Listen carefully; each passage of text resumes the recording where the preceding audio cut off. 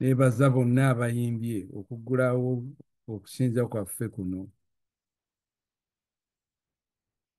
Okuyimba kwaffe kubadde kwa ssaala ennungi eziwuliddwa. Mukama yateekateeka bulungi, kubanga ebintu bye ŋŋenda okwogerako ebimu ku byo biyimbiddwa. Neebaza oluyimba olwasoose olugamba nti kantambule naawe, teri mulala, si bintu birala byonna bye neekuumisa oba bye nfunamu amaanyi, naye kantambule nga Enoka bwe yakola, nga ggwe onkutte ku mukono era oyogere nange, newankubadde ekkubo lya nzikiza, naye kantambule naawe. Eyo ssaala nnungi, Mukama yeebazibwe. Amiina. Oluyimba olulala, tubeere mu ssuubi yonna gye tunaagendanga, kubanga agira ki? Afaayo. Ebyo ebimu ku bigambo byange bye ŋŋenda okwogerako. Onsembeze gy'oli, ontuuse mirembe wamu ne Yesu wange.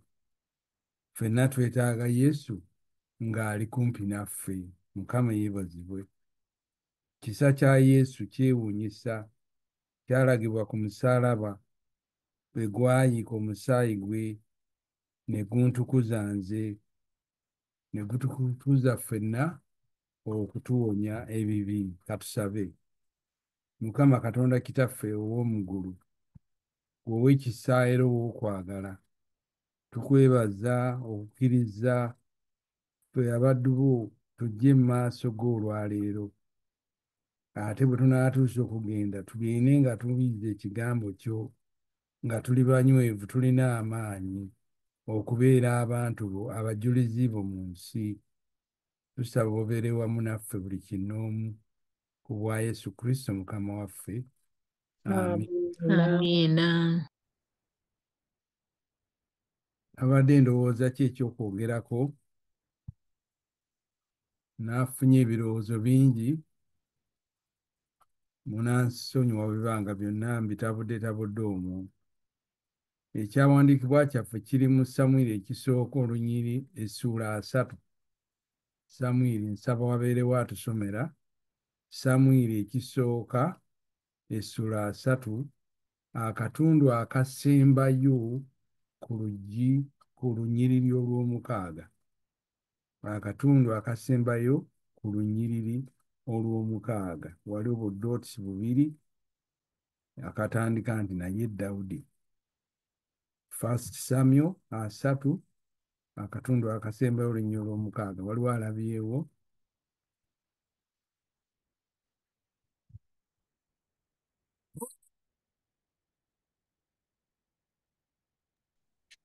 So Samwiri ekisooka essuula 3 Yennyabo. olunyiriri lw'omukaaga. Akatundu akasembayo. Agamba bw'ati: naye Dawudi ne yeenywereza mu Mukama Katonda we. Amiina. Akatundu ako ke twagala. Naye Dawudi ne yeenywereza mu Mukama Katonda we. Olumu ku ntalo zaffe ffenna ze tulwana lwe lutalo olw'okuggwaamu amaanyi. Ebirooto byaffe ne biba nga tebituukirira mu kiseera we tubyagalira. Ne tuggwaamu amaanyi, ne tuggwaamu essanyu, ne tubulira ddala. Naye mu kiseera nga kino, kirungi okwebuuza ku famire oba ab'emikwano okutuzaamu amaanyi. Bwe tuba nga tulina n'omukisa ne tubeera ne kansala oba omusomesa eyatusomesaako edda gwe twesiga, oba omusumba, ne tugendayo atusabire oba okutuzaamu amaanyi. Naye ekyenjize mu bulamu buno kigamba nti abantu abalala tebasobola kutuzaamu maanyi buli lwe tubeera n'ebizibu. Bwe tuba twagala obulamu obuwanguzi, ekyo kijja kuva munda mu ffe, tuyige okwezzaamu amaanyi. Olunyiriri lwaffe lwe tusomye mu Samwiri ekisooka akatundu akasembayo olunyiro lw'omukaaga, naye Dawudi ne yeenywereza mu Mukama Katonda we. Kino kituufu nga tuli mu kiseera eky'ebizibu, ng'obulamu tebutambula bulungi nga bwe twagala. Ebirowoozo byo ne oluusi bitugamba nti ebyo tobifaako, tebigenda kutereera, bireke, tuula w'oli otereere, tewali kyakukola, ensi bw'etyo. Naye ate nga munda mu mutima gwo owulira nga tomatidde, toyagala kubireka bulesi, omanyi nti Katonda wo alina pulaani ennungi eri obulamu bwo. Era n'ojjukira n'olunyiriri oluli mu Yeremiya essula 29 olunyiriri 11 olugamba nti, kubanga mmanyi ebirowoozo bye ndowooza gye muli, bw'ayogera Mukama, ebirowoozo eby'emirembe so si bya bubi, okubawa okusuubira okw'enkomerero yammwe ey'oluvannyuma. Olunyiriri tusomye nga tutandika luno Kabaka Dawudi lwe yakolanga nga atuuse mu kiseera ekizibu mu bulamu bwe. Famire ye baali bagiwambye, n'abalwanyi be nga bamwefuulidde. Ekiseera kino kyali kizibu nnyo eri Dawudi. Naye Dawudi ne yeenywereza mu Mukama waffe Katonda we. Dawudi ekyokukola yali akimanyi. Yali teyeesiga famire ye, yali teyeesiga mikwano gye oba abalwanyi be yalina bakozi banne. Dawudi yali amanyi okwezzaamu amaanyi okuva mu nda ye. Yakikola atya? Dawudi yatandika okutunuulira obuwanguzi Katonda bwe yali amuwadde ebbanga ery'emabega. Dawudi yajjukira engeri Katonda gye yamulonda wakati mu baganda be, so nga Dawudi yali muto, yali mulunzi wa bisolo. Dawudi yajjukira bwe yatta empologoma n'eddubu ng'akozesa bibatu bye. Dawudi yajjukira nti Katonda bwe yamuyamba okuwangula Goliyaasi, era Katonda y'omu ye yamukuuma nga Kabaka Sawulo ayagala okumutta. Dawudi yajjukira emirundi mingi obulungi n'obwesigwa bwa Katonda. Awo n'atandika okuwulira amaanyi ga Katonda nga gajjuza omutima gwe, n'alaba obuwanguzi bwe. Yeebaza Katonda nnyo olw'ebyo bye yali amuyisizzaamu emabega. Dawudi kyeyava ava mu bunyiikaavu n'asituka n'obuvumu n'obuwanguzi mu bulamu bwe.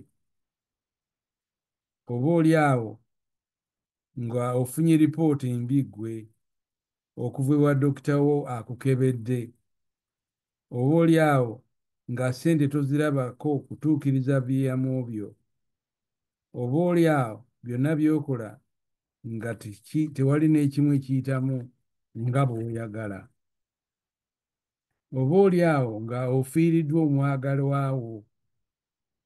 Bino byonna ne bikuyitirirako obungi n'oggwaamu amaanyi.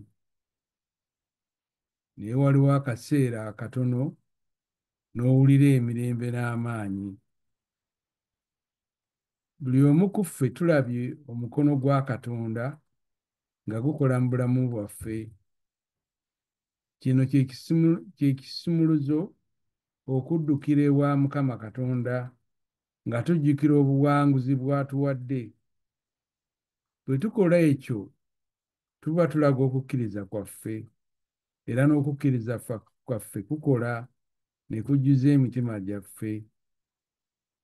Amaanyi n'obuvumu ne bujja okuva munda mu mutima gwo. Si nsonga obuzibu obwenkana wa, omanyi nti Katonda teyakutembeeta kukutuusa wano ate akusuule akuleke wano.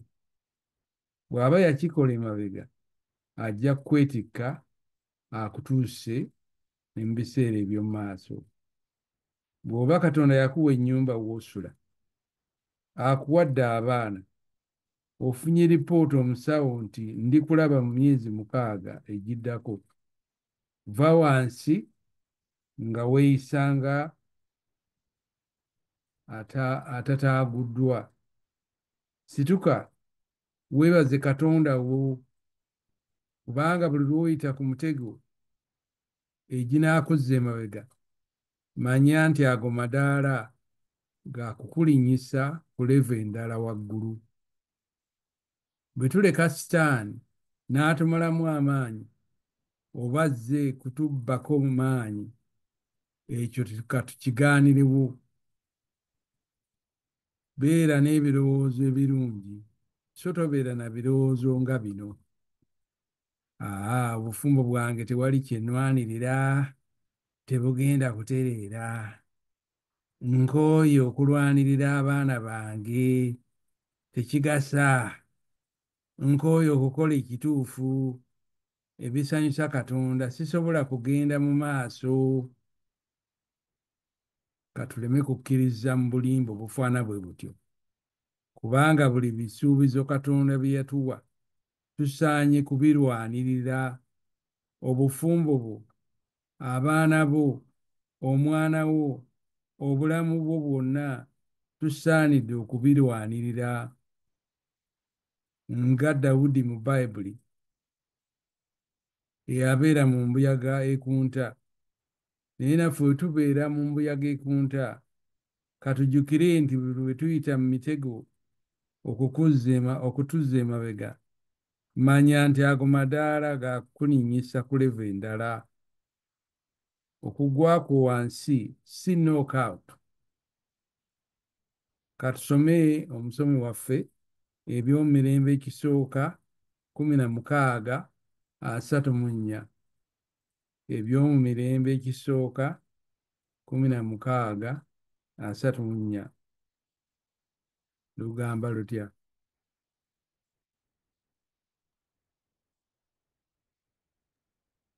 Ebyomumirembe ekisooka essula meka?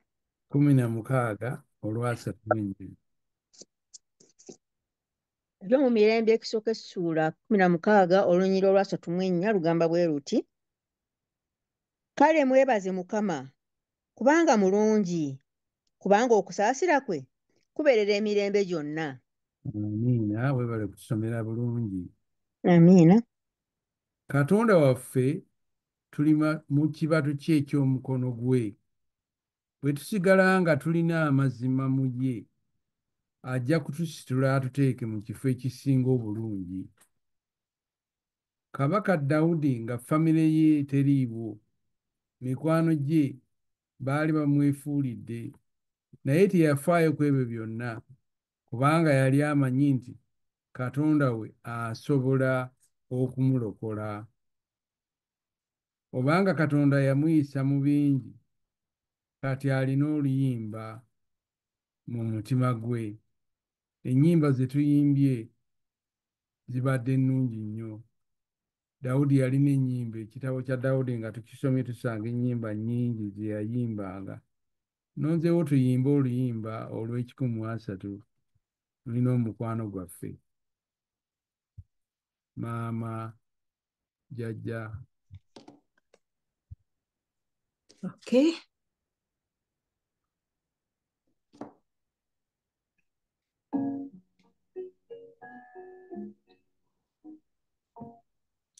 Tulina mukwano gwaffe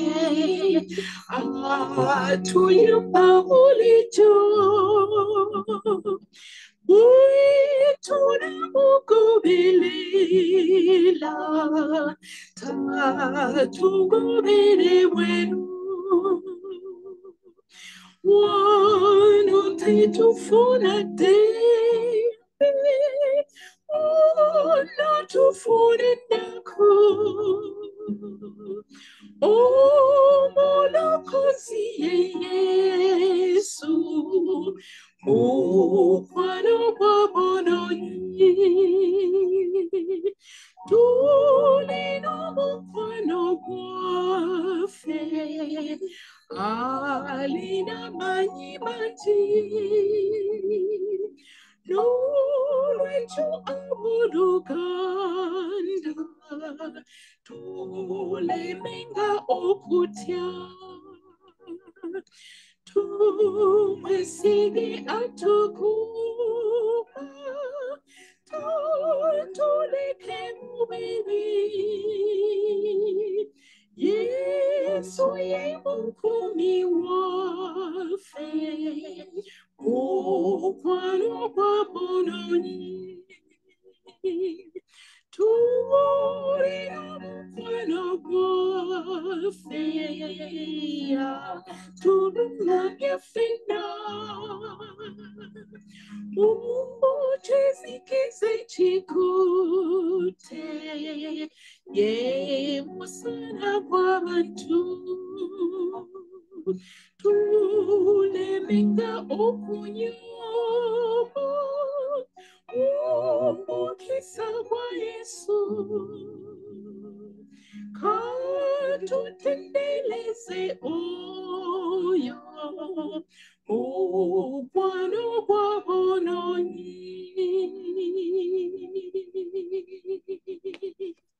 Amiina. Maama Rosette Amiina.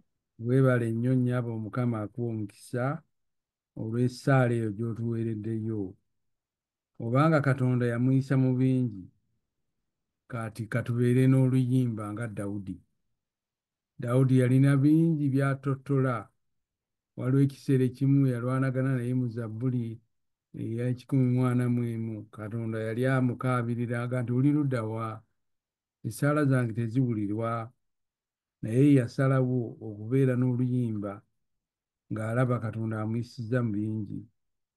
Alina oluyimba mu mutima gwe okuyimbira Katonda. Naawe olina oluyimba? Oba tolulina lunoonye otandike okuyimbira Katonda. Kubanga Dawudi agamba nti singa tebwali bulungi bwa Katonda yandibadde ludda wa? Gwe wandibadde ludda wa? Waliwo abantu abamu abagamba bwe bati nti nandimenyese omutima olw'omwagalwa wange okwawukana nange, naye Katonda yanzijuza omusaayi gwe. Katonda ge maanyi gange. Nandirwadde ne mbivaako omwagalwa wange bwe yafa, naye Katonda yampa entandikwa empya. Nandibadde siri wano ng'abasawo bange bwe baayogera, naye olw'obulungi bwa Katonda nkyali mulamu ate nga ndi bulungi. Bizinesi yange yonna yafa, naye olw'obulungi bwa Katonda nkyaliwo ne bizinesi yange egenda mu maaso. Bwe njijukira ebirungi Katonda by'atukoledde, okukkiriza kwaffe katukujjuze emitima gyaffe. Gwe nange tusaanidde okwezzaamu amaanyi. Bwe waba tewali akulaba, funa olupapula wandiika wansi kiki ky'oyagala, kiki ky'okola obulungi,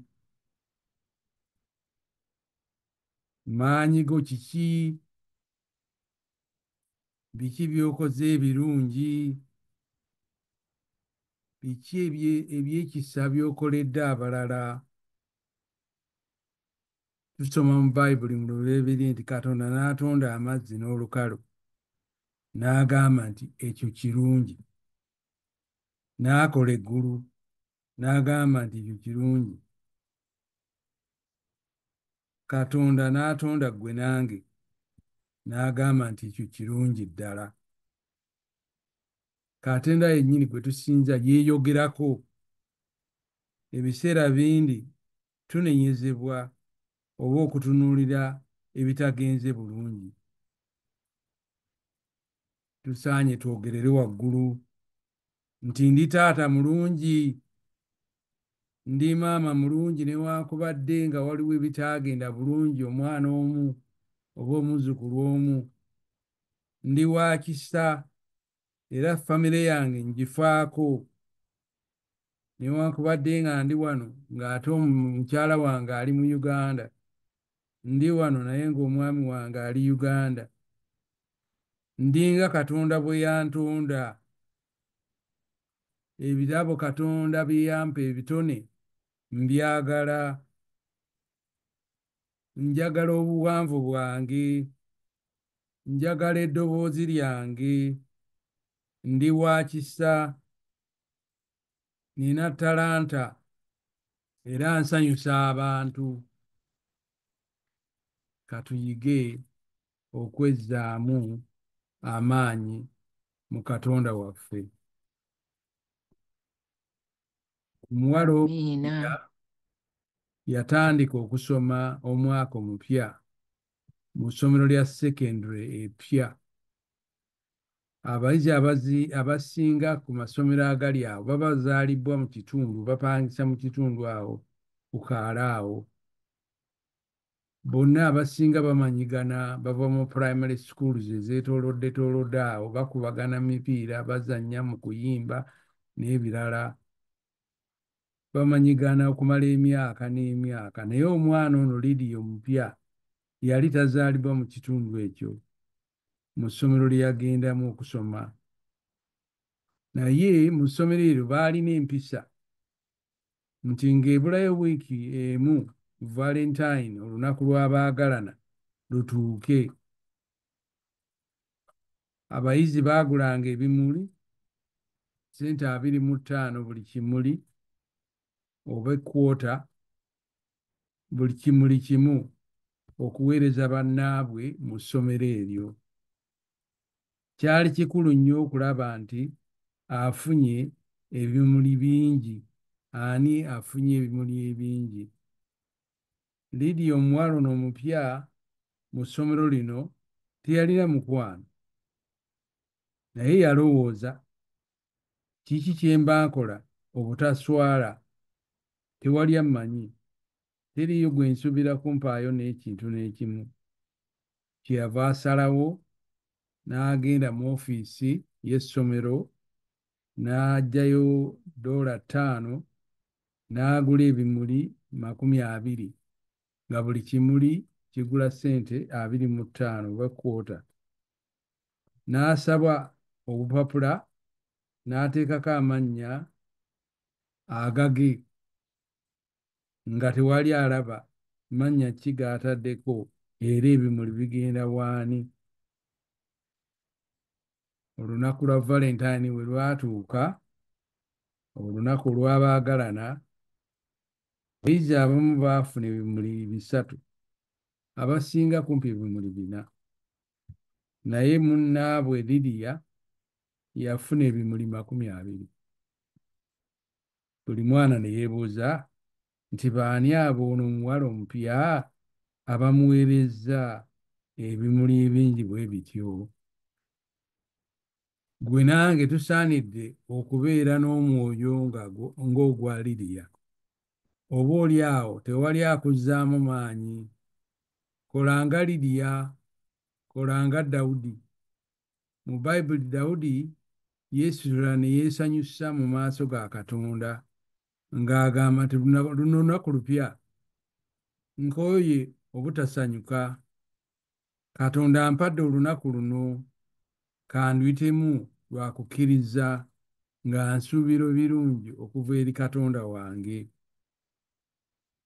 Oyinza okuba nga ddala oyise mu bizibu bingi, naye kati teekateeka okudda. Teekateeka okudda ewa Katonda we.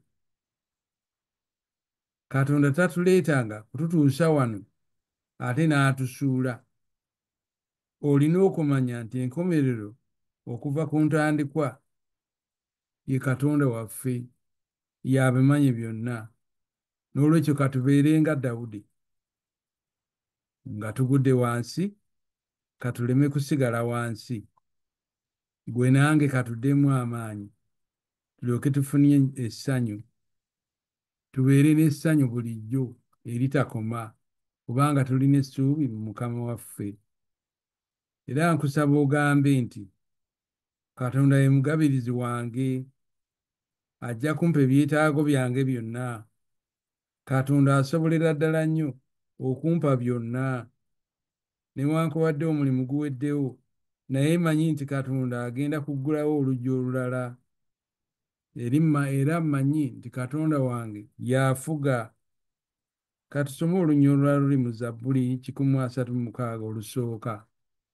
Zabbuli 136 olusooka.